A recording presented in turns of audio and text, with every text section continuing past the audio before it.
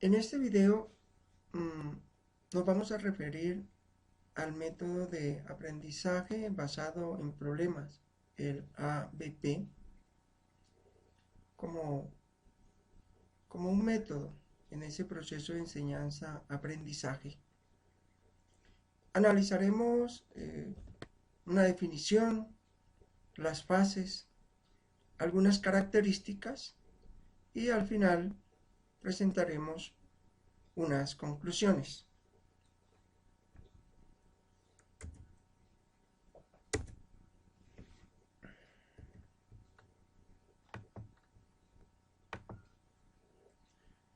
Una definición que podemos dar de este método, aprendizaje basado en problemas,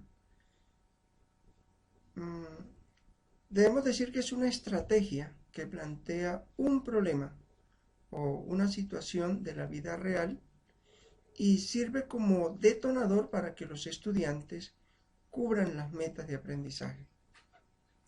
A través del análisis de la situación problema, el estudiante es capaz de determinar los contenidos, las habilidades y las destrezas que requiere aplicar para plantear una o varias soluciones. Es importante señalar que el objetivo no se centra en resolver la situación problema, sino en que éste sea utilizado como punto de partida para identificar los temas de aprendizaje y estudiarlos de manera independiente o grupal. ¿Cuáles son las características que tiene este modelo? Es un método de trabajo activo y autodirigido en el que los estudiantes participan constantemente en la adquisición del conocimiento.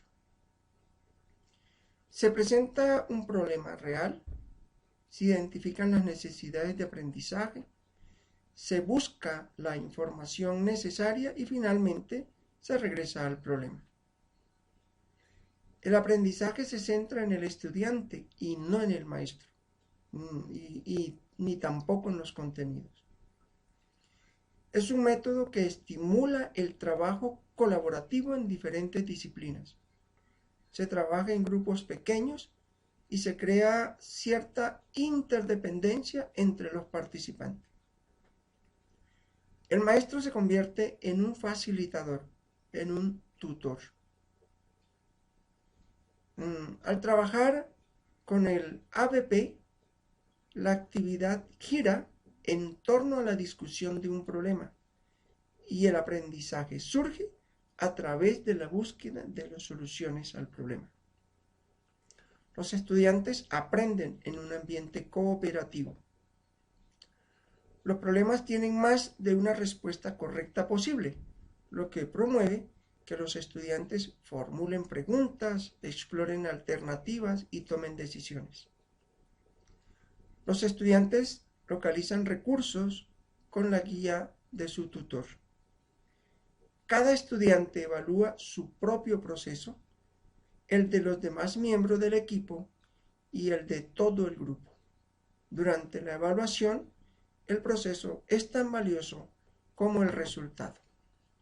Veamos el proceso.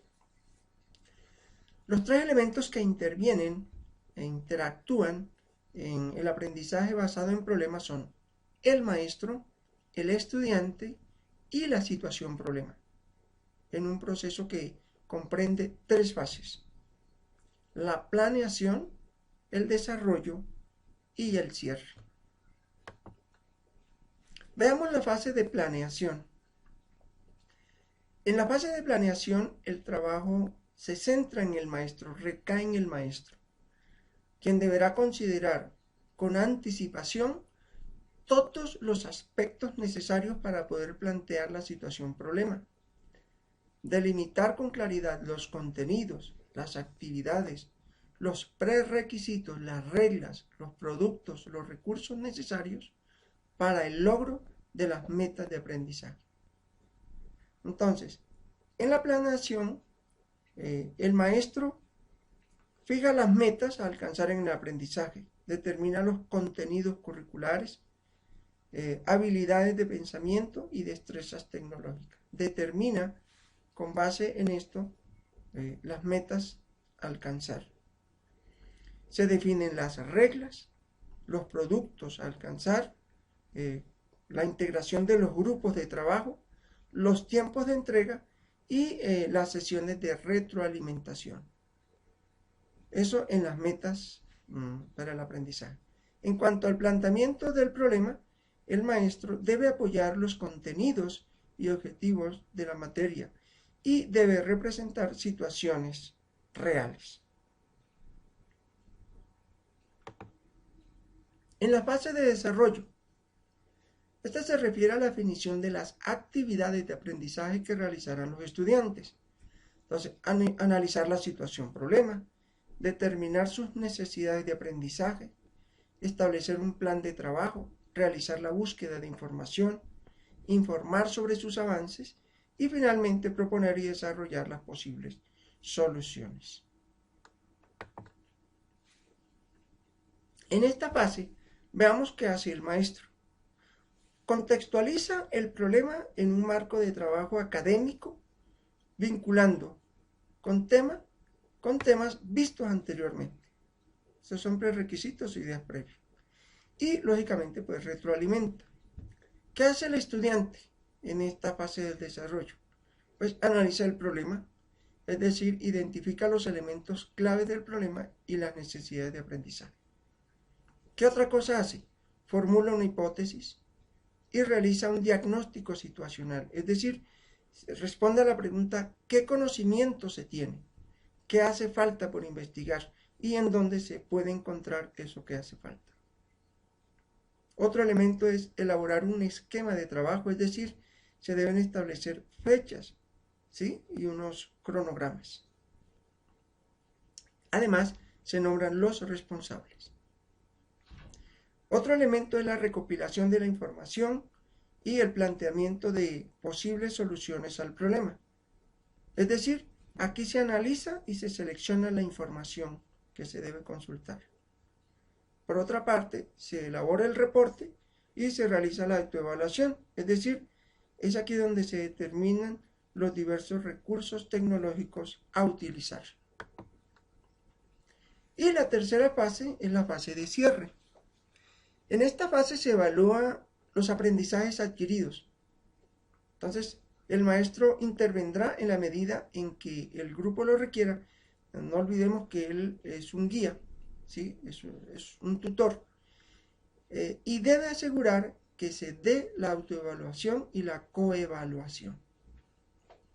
¿Qué hace el maestro en este proceso, en esta fase de cierre? Concluye,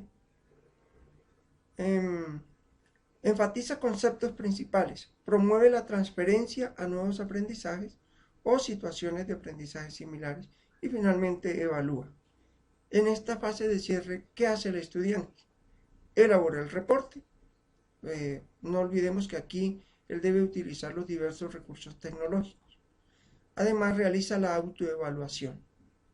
Y ya como cierre, presenta la propuesta al grupo. ¿Cuál es el propósito de utilizar esta metodología?